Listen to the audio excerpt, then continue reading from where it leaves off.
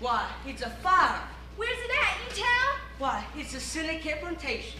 Well, let's go. You want to come with us? Yeah, I'll be right out. Hurry, honey. I'll be right there. Oh, hurry. Mrs. Megan? Yeah? Ain't you going to fire? I wish I could, but Jake's gone off in the Chevy. Come on and go with us, honey. I can't go and leave the house open like that, and Jake's gone off with the keys. What you think's on fire? The syndicate plantation. The syndicate plantation? Oh, my God. Nobody, never nobody.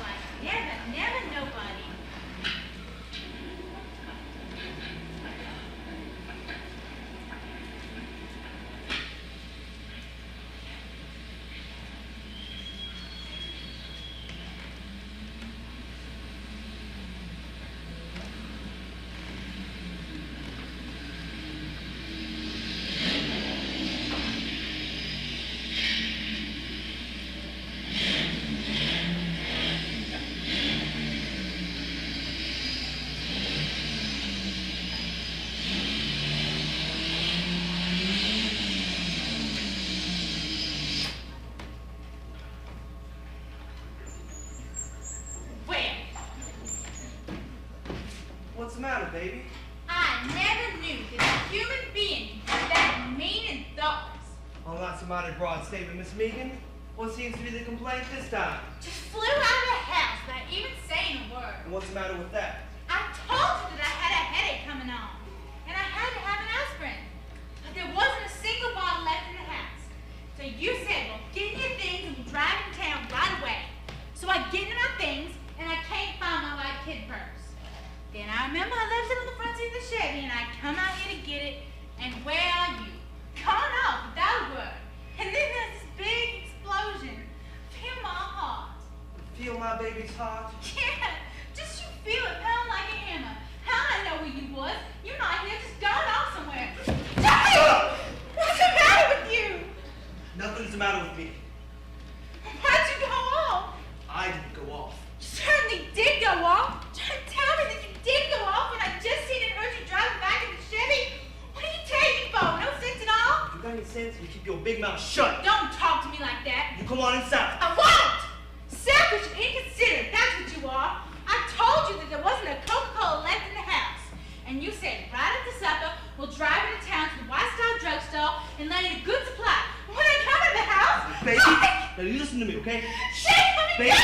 Baby, try to concentrate on what I tell you. Jake! I ain't been off the porch. Huh? I ain't been off the porch, not since supper. But Jake, you got out of your mind! Maybe I have. Never you mind. You just keep it straight in your head. I ain't been off the porch of this house. But Jake, honey, you sure as God was off it. Where have I been since supper? Here on the boat! Where have I been? Here on the boat! Doing what? Jake, let me go! Doing what? Jake, how the hell should I know? Because you were here. With me the whole time. You and me, baby. Rocking back and forth. Every second since supper. You got that good in your head now? Yeah. Where have I been since supper? Here on the boat! Doing what? Fucking Jake!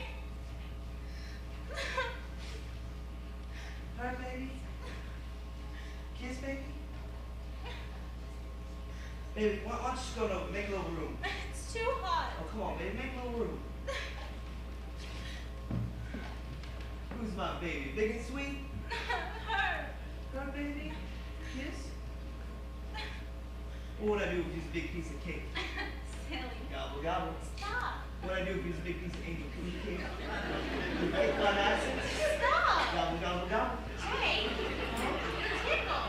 One question. Huh. Where have I been since supper? Off in Chevy. Where have I been since supper? Here on the boat. Doing what? Rockin'. Hurt? Yes. Good. Now you know where I've been and what I've been doing, in case anybody should ask. Who's gonna ask? Never you mind, you should know the answers.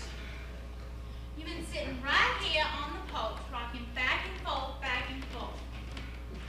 You didn't go off in Chevy, and he was awfully surprised when the syndicate fire broke out.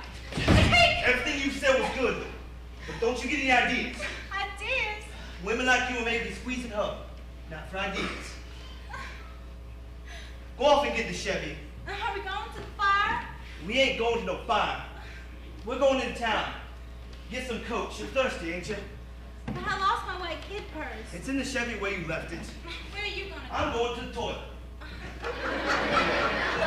My baby don't care for rings or other expensive things. My baby, she just cares for me.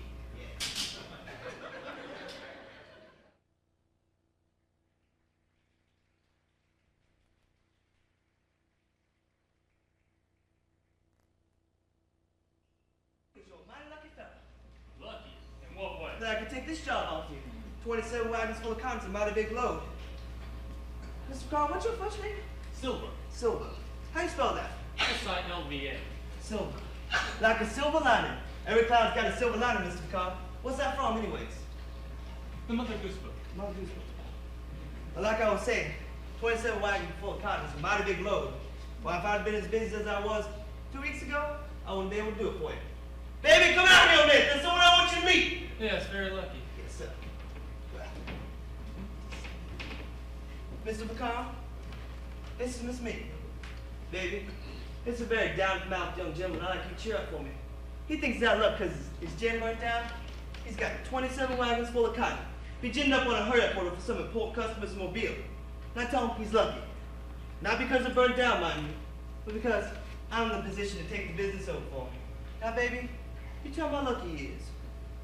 I guess you don't see how it was lucky to have his gin burned down. No, ma'am. Mr. Carr, some men marry a woman when she's nice and tiny. They're like a small thing, you see. Now, what does she do when she gets comfortably settled in?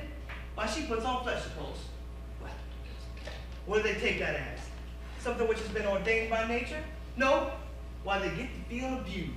They think nature begrudged them because a tiny girl ain't as tiny as she used to be. She gonna put on a measurement figure. Well, that's at the heart of a lot of domestic disputes. However, Mr. Carr, I never made that mistake. See this baby doll I got right here? She's the same size today as she was the day I met her. I told her one Saturday evening up in Moon Lake, when I slipped the ring on her finger, I told her, I'll quit you. I'll quit you, take off 1 pound that weight. Jay, please. I don't want nothing small in a woman, Mr. Carr. I'm not after a petite woman like those Frenchmen call it. I want what I got. This is what I got. Look at her, Mr. Carr. Look at what a baby doll she is. Why, look at her blush. Jake, please. What? I best be getting out and getting that 27 wagons full of cotton for you. The good neighbor policy, Mr. McCarr. I do you a good turn, you do me one. Well, I'll be seeing you. So long, baby. A good neighbor policy. Isn't he outrageous? I wouldn't expose myself like that. Exposed to what? Son, I take a terrible burn. I'll never forget the burn I took one time on Moon Lake. One Sunday before I was married. I never did like to go fishing, but one of the Peterson boys insisted that I go with them. He didn't catch nothing, but he just fished and fished. And I was in that boat under all that hot sun. I begged him to stay under the willows, but he wouldn't listen. Sure enough, I took such an awful burn, I had to sleep on my stomach for the next 3 nights. I'm sorry, did you say you got sunburned? Yes, one time on Moon Lake. Oh, that must have been pretty awful. You got over it all right? Yes, finally, yes. Yep, that must have been pretty bad. Fell in the lake once too. Also with one of the Peterson boys. Wild bunch of boys and Peterson boys was. And everyone out with them that something happened that made me wish I hadn't. One time sunburned, another poison ivy, and yet another nearly drowned. Oh well, in spite of it all, I guess we had a pretty good time. Must have been the good neighbor policy, huh? Might as well come sit up here and make yourself as comfortable as you can. Oh. You have to excuse me. I'm not much on making conversation. Oh, no, you don't have to make a conversation for my benefit, Miss Me. I'm the type that has a quite understanding about you ladies. One thing I've always known. What's that? Well, you always have something in your hands. Now that kid purse. My purse? You have no reason to keep that purse in your hands. You're certainly not afraid I'm gonna snatch it, are you? Oh no, I wasn't afraid of that. No, it wouldn't be the good neighbor policy now, would it? No, but you hold on to that purse because it gives you something to hold on to. You get what I mean? Yes, I always like to have something in my hands. Sure you do. It gives you a feeling, well, there's a lot of uncertain things, you know, like gin's burned down, the fire department doesn't have enough decent equipment, the afternoon sun, well, it's too hot, it's no protection. The trees are in the back of the house, they're no protection. And the good dress I'm made of, well, they're no protection. But you see a white kid purse, it's sure, it's solid, it's certain, it's something to hold on to. Now you get what I mean? Yeah, I think I do. Gives you a feeling of being attached to something. Like a mother protects a baby. But no, a baby protects a mother from being lost in emptiness and having nothing but lifeless things in her hands. Maybe you think there isn't much connection. Oh, you have to excuse me from thinking I'm too lazy. So what's your name? Flora, Mine's silver. Something not gold, but you know, silver. like a silver dollar? No, more like a silver dime. It's an Italian name, a native from New Orleans. So that's not sunburn you naturally, Doc? Oh no. Look at this. Mr. Ricardo, It's dark as my arm. you don't have to show me that. Excuse me. You'll have to excuse me, but there's not a bottle of Coca-Cola in the house. We were supposed to go up and get some last night, but with the excitement now, What excitement was that? the fire. Gee, I think y'all would have been excited about the fire. Fire's always exciting. After a fire, dogs and chickens don't sleep. No, I don't think our chickens got to sleep at all last night. no. They just cackled and rustled and flopped around on the roof, took on something awful. Me, I didn't sleep neither. I just lay there and sweated all night long. On account of the fire? And the heat and the mosquitoes, and I was mad at Jake. Mad at Miss Regan, what about? He went up and left me last night. Went off and left you, did he? Yep, right after supper. And instead of driving in town like he said we would, he made me drive over and look at your burnt down gin. And the smoke got in my eyes and my nose and throat, and I was in such a worn out condition that I cried. Cried like a baby, but finally took 2 teaspoons of Paregoric, and that's put an elephant to sleep. But there I stayed, wide awake and heard them chickens. Well, it sounds like you passed an uncomfortable night. Sounds like, well, it was. So you say Mr. Regan was out of the house for a while? Huh? You say Mr. Regan was out of the house for a while after supper? Oh, only for a moment. Huh. How long a moment? What are you driving at? I'm driving at nothing. You're looking at me so funny. He disappeared for a while after supper. How long did he disappear for? Can you remember? What difference does that make? What's it to you anyhow? Why should you mind me asking? You make it sound like I'm on trial or something. What, you don't like to pretend you're a witness?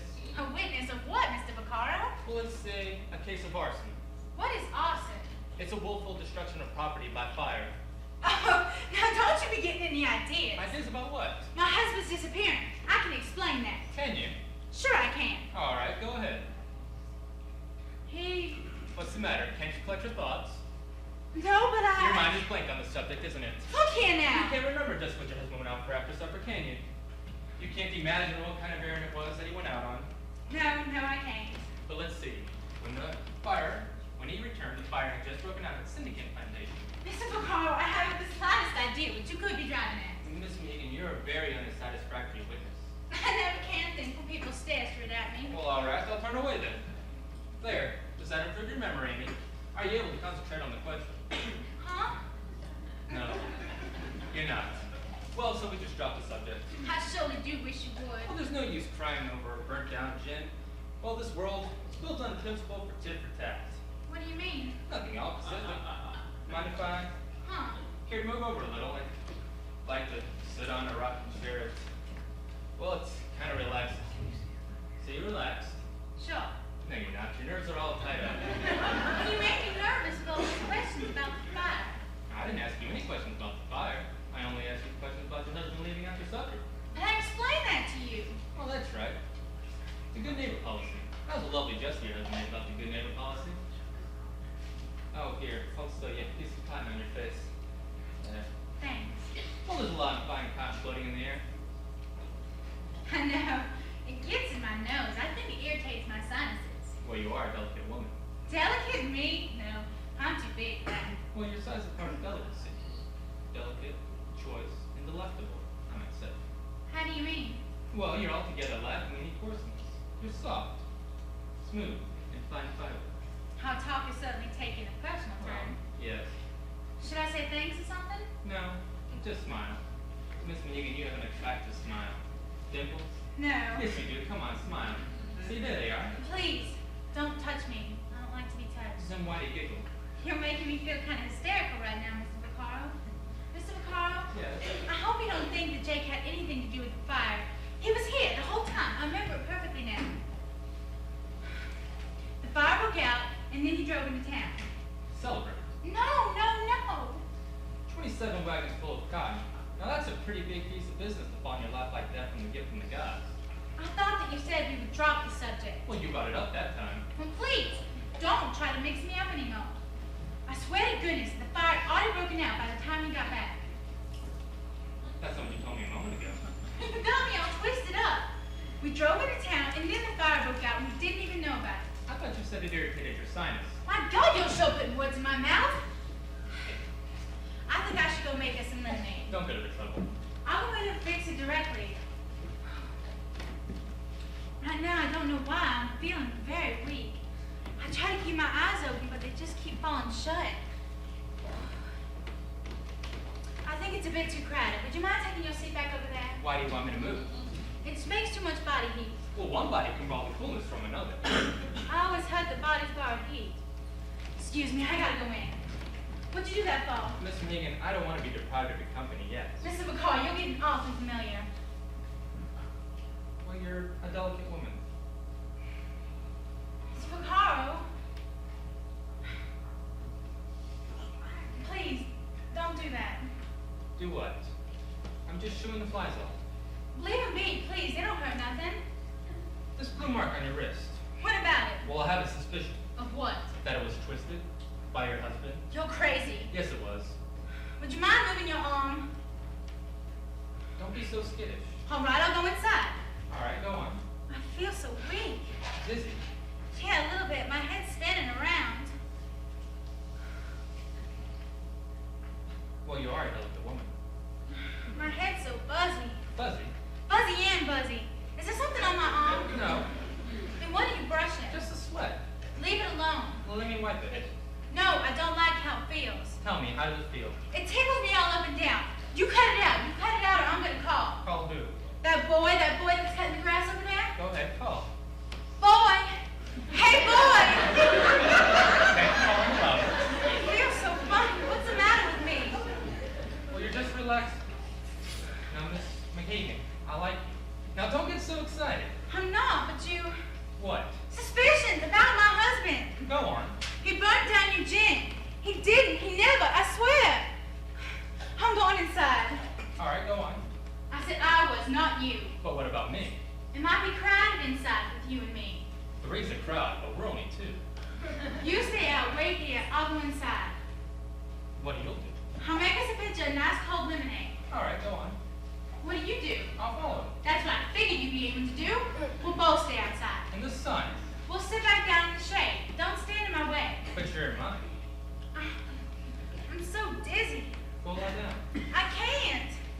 Go in. You follow. You're starting to cry. I'm afraid. Of what? You. But I'm little. I'm dizzy. Go in. I can't. Why not? You follow. Would that be so awful? You got a mean look in your eyes, Mr. Vaccaro. Honest to God, you never didn't, I swear. Did what? The fire. What are you scared of? You. Go on. Don't follow. Please don't follow. Oh.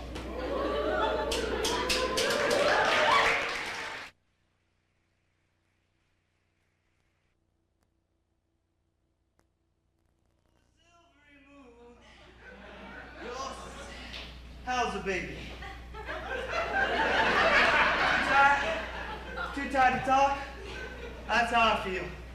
Too tired to speak a friggin' word. 27 wagons full of cotton. That's how much I gin this morning. A man-sized job. Yeah, a man-sized job. 27 wagons full of cotton. 27 wagons full of cotton. What are you laughing at? Not me, I hope. No. Good, because what I done is nothing to be laughed at. See, I have to push them boys like a pack of wolves. See, they ain't got much sense in their bodies. In fact, all they got is bodies. Sometimes I wonder when they're eating, somebody's telling them to put food in their mouths. You gotta laugh like a crowd. It's a terrific day's work I finished. I wouldn't brag about it. I'm not bragging. All one's little appreciation, not cross speeches. I'm not making cross speeches. You take on a big job like that and finish it and say you finished it, well, that's not bragging.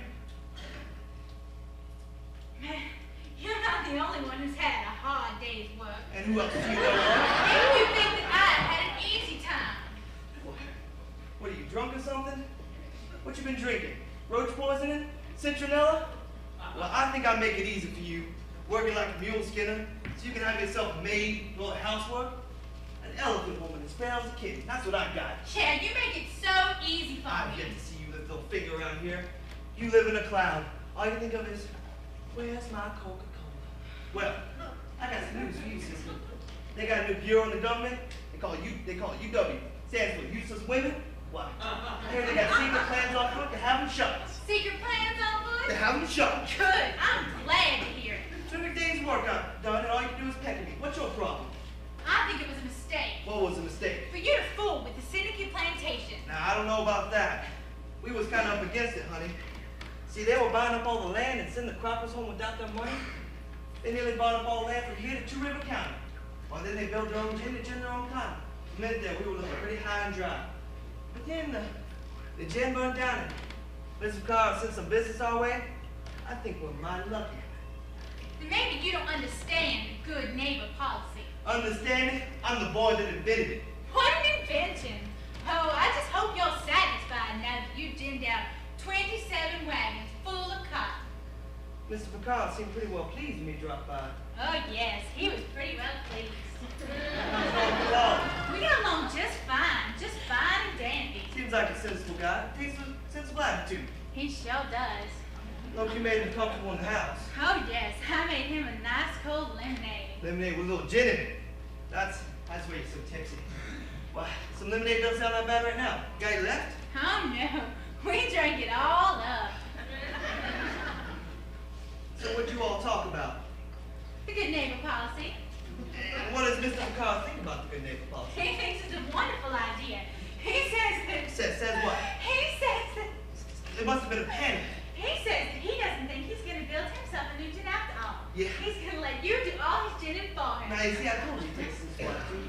And while you're out ginning it, I'll entertain him with some nice cold lemonade. Oh, the more I hear about this lemonade, the more I want some of it. Lemonade highballs. Good old Mr. Thomas Collins. Well, I guess it'll go on for the rest of the summer. cooler nights be coming on soon. I don't think that'll put a stop to it. It's getting cooler now. You better put your things on and catch your death of cold. I couldn't stand nothing on me next to my skin. That's not the heat doing that. That's the gin. Grog blossoms, that's what you got. Well, I'm going to the toilet. Why don't you hop in the Chevy? We'll go to town and catch a movie. You know something? I really shouldn't have a big white kid purse. It's full of Kleenex to be big. Big in my arms like a baby. What'd you say, baby? I'm not baby. Mama, Ma, that's me. Rock-a-bye, baby, in the treetop. When the wind blows, the cradle will rock. When the bough breaks the...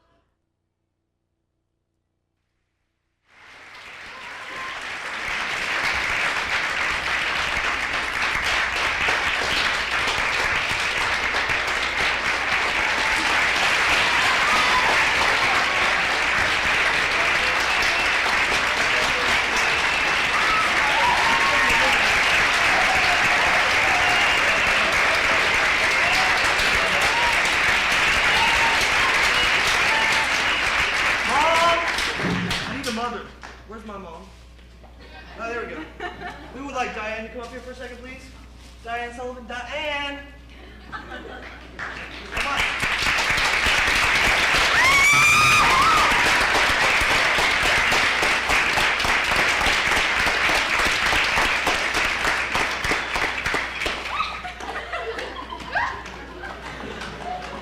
On behalf of the cast of 27 Wagons Full of Cotton, we'd like to thank you for all your troubles and your times, and we know we gave you some times, but on the verge of a nervous breakdown, she did well, and we love her to death.